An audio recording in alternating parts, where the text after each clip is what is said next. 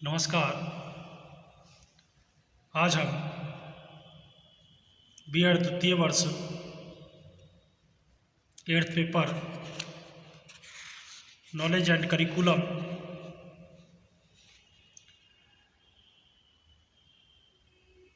के अंतर्गत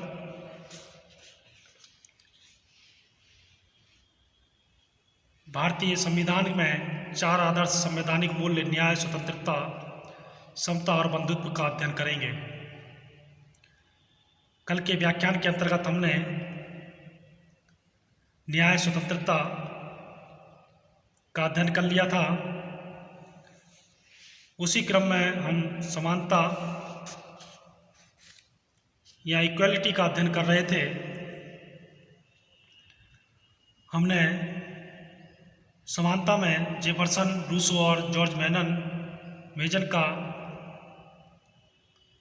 क्या विचार है इसका अध्ययन किया।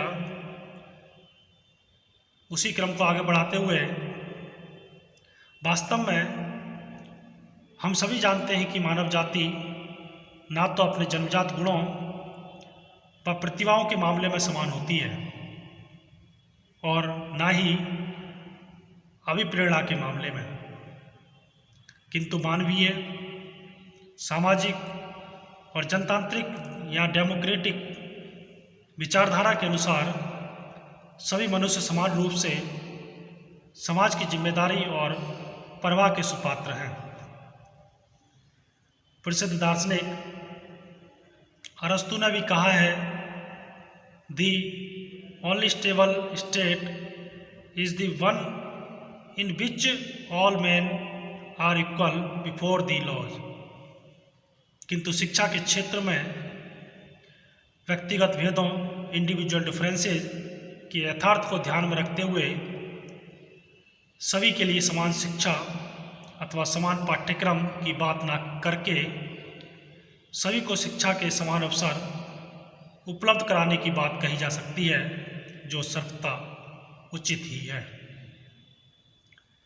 शिक्षा के संबंध में इसी संवैधानिक मूल्य के आधार पर ही शैक्षिक अवसरों की समानता की संकल्पना कोठारी कमीशन या कोठारी आयोग ने 1964-66 में स्कूल स्तर के लिए की और समान विद्यालय प्रणाली की बात कही।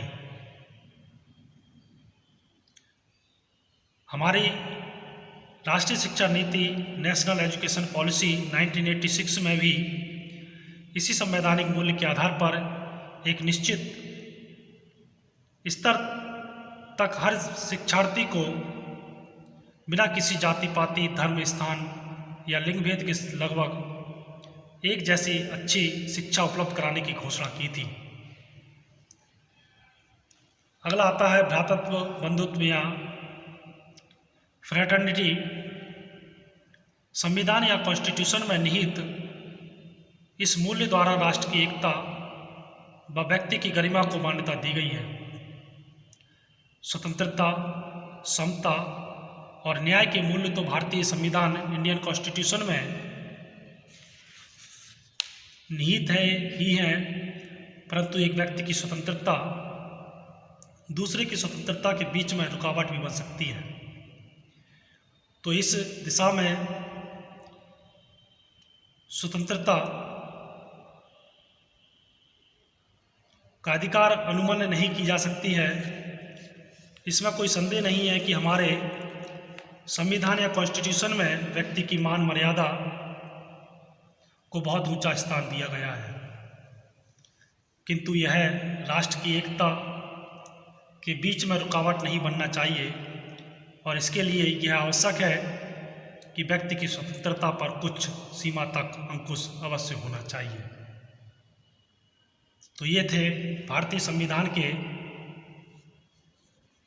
4 स्तंभ, या हम कह सकते हैं कि 4 आदर्श संवैधानिक मूल्य। अब हम अध्ययन करते हैं डॉक्टर अंबेडकर के विचारों के संबंध में आधुनिक मूल्यों की शिक्षा education in relation to modern values in references of Dr. Ambedkar views.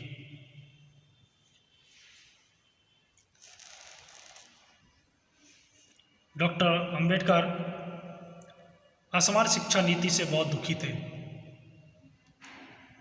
वे समझते थे कि अस्पृश्यों की शैक्षिक स्थिति को सुधारे बिना उनको मानवीय जीवन का स्तर प्राप्त कराना कठिन ही नहीं असंभव ही।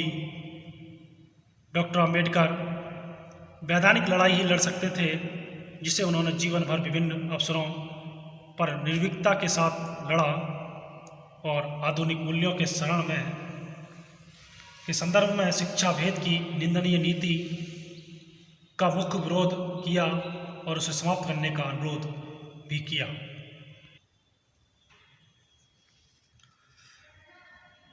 डॉक्टर अंबेडकर ने जहां अछूतों के पृथक स्कूलों में भेद को स्पष्ट किया, वहीं उन्होंने कहा निगमों के स्कूलों के अनुसार उनके अध्यापकों को भी स्पर्शियों और अस्पर्शियों को विभक्त कर दिया गया है। एक अत्यंत कटु मजाक यह है कि अछूतों के स्कूलों में उच्च वेतनमान का सवर्ण अध्यापक तो नियुक्त किया जा सकता है, परंतु अछूत अध्यापक अछूतों के स्कूलों में नियुक्त नहीं किया जा सकता। यह भी भारतीय समाज के जीवन का आचार शास्त्र। इससे स्पष्ट है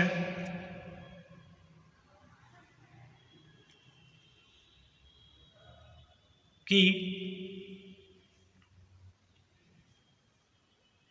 असमानता की नीति भारत में किस तरह प्रचलित थी। डॉक्टर अंबेडकर ने साइमन कमीशन को ब्रिटेन के सम्राट की भावना से अवगत कराते हुए कहा था, मेरी यह कामना है कि इस पूरे देश में स्कूलों और कॉलेजों का जाल बिछ जाए। मेरी यह भी कामना है कि शिक्षा के ज्ञान का प्रकाश भारत की जनता के घर में पहुंचे।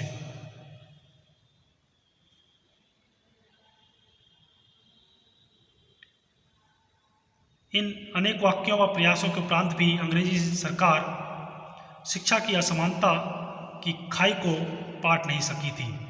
अतः डॉक्टर अंबेडकर ने साइमन कमीशन के समक्ष शिक्षा की असमानता को सुधारने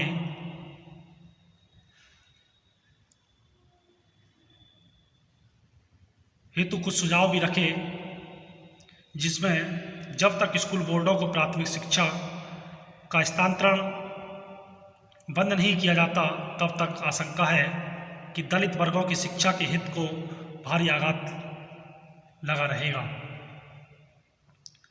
जब तक प्राथमिक शिक्षा की अनिवार्यता को बाध्यकारी नहीं बनाया जाएगा और जब तक प्राथमिक स्कूलों ने दाखिले के नियम का कठोरता से पालन नहीं किया जाता, तब तक पिछड़ी जातियां व शैक्षिक प्रगति के लिए आवश्यक परिस्थितियां उत्पन्न नहीं होंगी।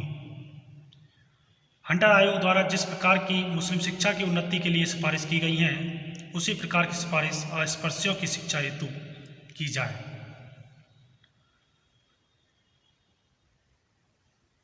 अंग्रेज शासन सरकार सदैव सामाजिक अस्थिरता के भय संवैधानिक प्रक्रिया के अनुसार तो डॉक्टर अंबेडकर की बात पर गौर नजर करती, परंतु उनके क्रियान्वयन पर सदैव कतराती रही।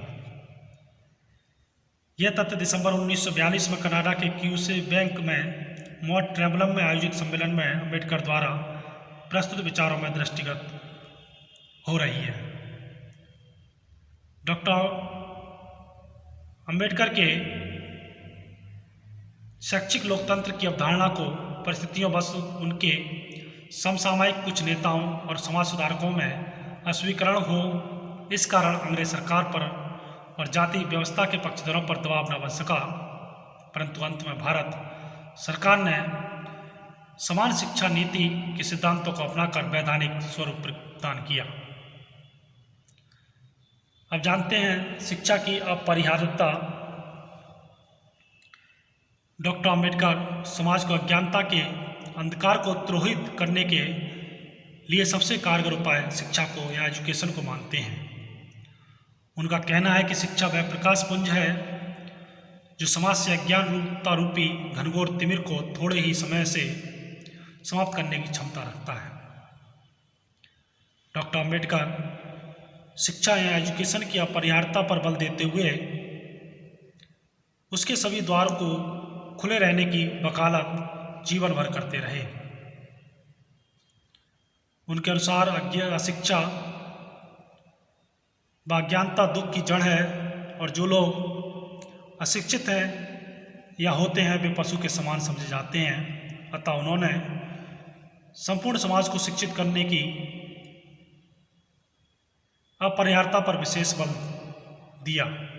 उन्होंने कहा, शिक्षा एक ऐसी चीज है जिसे प्रत्येक व्यक्ति की पहुंच के अंतर्गत लाना चाहिए। डॉक्टर अम्बेडकर ने अछूतों की मानवीयता का परख गंभीर स्थिति से भारत को मुकाबला करने के लिए सुझाव दिया कि शिक्षा को अपरिहार्य बनाया जाए। शिक्षा प्रत्येक व्यक्ति का जन्मसिद्ध अधिकार है। और प्राथमिक शिक्षा पर बोलते हुए डॉक्टर अम्बेडकर ने कहा, प्राथमिक शिक्षा का उद्देश्य यह देखना है कि प्रत्येक बच्चा किसी प्राइमरी स्कूल के प्रत्येक प्रवेश द्वार पर पहुंच जाए तो वह उसे उसी अवस्था में छोड़े जब वह शिक्षित हो जाए और जीवन भर शिक्षित बनता चला जाए। डॉक्टर अम्बेडकर ने भारतीय सामाजिक व्यवस्था, उसकी वर्ण जाति की जन्मगत अवधारणा और उसमें हेयक भाव के समावेश को मानवता के ऊपर सबसे घातक आघात माना। डॉक्टर अम्बेडकर ने इस व्यवस्था का इससे भी सर्वसार कार्य असंख्य मनुष्यों को धार्मिक कानून बनाकर शिक्षा विहीन करना माना है। अब इसके बाद कल के व्याख्यान के अंतर्गत हम अध्ययन करेंगे भारत की समृद्धि के लिए निःशुल्क व अनिवार्य शिक्षा, free and compulsory education for prosperity of India. धन्यवाद।